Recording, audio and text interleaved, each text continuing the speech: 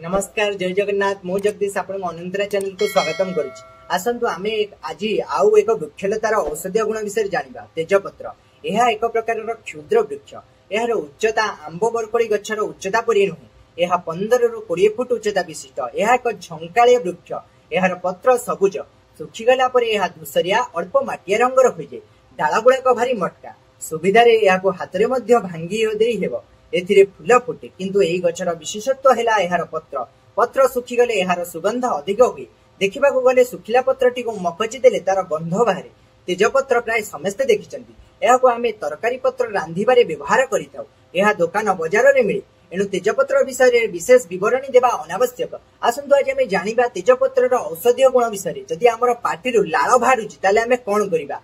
पाटिरु लाळ बाहरले आपण तेजपत्र चूर्ण को 1 चामच करी उषुम पानी रे दिन को थरे किंबा 2 थर सेवन कले 4 रु 5 दिन मध्य आपणकर पाटिरु लाळ बहरिबा निश्चिंत भल होई जिवो। जदि आपणकर कफ काश सर्दी हेउची ताले कोन करिबे। ठंडा जनित रोग हेले किंबा सर्दी जमी मुंड बिंधुतिले तेजपत्र 8 रु 10 टा माटी हांडी रे भल करी सिजाई तार क्वाथ गरम थिला बेले दिन को 2 रु 3 थर पान कले रोगी 2 रु 3 दिन मध्य रे आरोग्य लाभ करिवो। जदि आपणकर मुंड व्यथा हेउची ताले कोन करिवो। ठंडारू मुंड रे बिंधुतिले बा पानी जमी मुंड बेंधा हेउतिले तेजपत्र को चिक्कण करी बाटी कपाल रे लेपन कले रोगी उपशम पाइछिबो। जदि आपणकर प्रसव विलंबर्थे होइथिबो स्त्री रो प्रसव हेबारु विलंब होई कष्ट पाउथिले तेजपत्र चूर्ण 4 रु 5 ग्राम गरम दुग्ध सहित अध घंटा व्यवधान रे 3 रु 4 थर देले शीघ्र प्रसव हुए।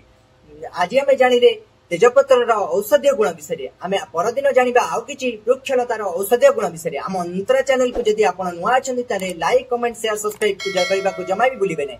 राधे राधे जय जगन्नाथ।